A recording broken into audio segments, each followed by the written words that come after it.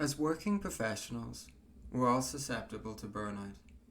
Let's explore strategies to protect our well-being. Imagine your brain as a phone battery, with apps running in the background, draining your energy and making you feel absolutely exhausted. Burnout makes simple tasks seem Herculean. It makes trying to get out of bed in the morning very difficult, and it drains you from all your empathy and all your ability to care about your job and even your loved ones. Burnout can affect anyone, from CEOs struggling to keep up with different deadlines, maybe single mothers finding it really hard to provide for the children and maintain a job. Maybe it's people in the social care field becoming completely burnt out and having a lack of empathy because they've constantly been given and given and given. Emotional exhaustion is a red flag. Pay attention to feelings of overwhelm.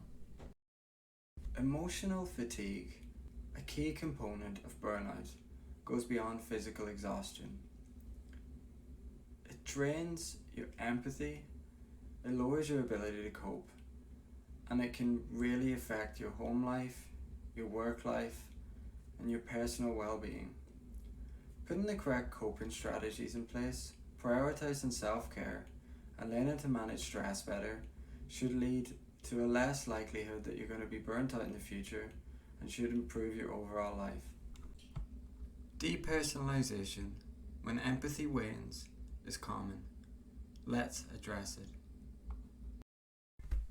Maintaining genuine connections with people amidst the chaos of burnout is going to take some deliberate practice.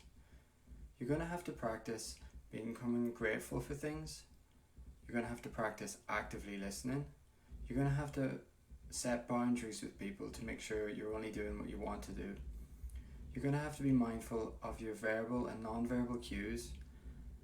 And you're going to have to try to show genuine care and attention to people. This should make it more likely that you're managing your burnout and staying happier amidst the chaos of burnout. Prioritize self-care. Regular rituals recharge our emotional batteries. For those grappling with burnout, self-care must become a priority. Maybe that's by trying to get your stress levels down through yoga, through going for a long walk, by deep breathing, by reading, anything that gets your stress levels down. You could also try to do some physical activity to boost your mood, to give you that bit of relief from the stress you're experiencing. You're also going to have to prioritize delegating tasks and respecting yourself enough to set boundaries with people so the work doesn't pile up and you put under a crazy amount of pressure, because this is going to lead to a perpetual cycle of burnout. You could also speak to friends and family to put things into perspective, to realize there's other things that are important in your life. You're also going to have to set time aside to engage in hobbies or interests or things you enjoy, because this is going to be very important for overcoming burnout. Boundaries protect us. Learn to say no without guilt. Setting healthy boundaries is vital when it comes to overcoming burnout. If you let people know what you want and you give them enough notice, it's going to improve your relationships with people.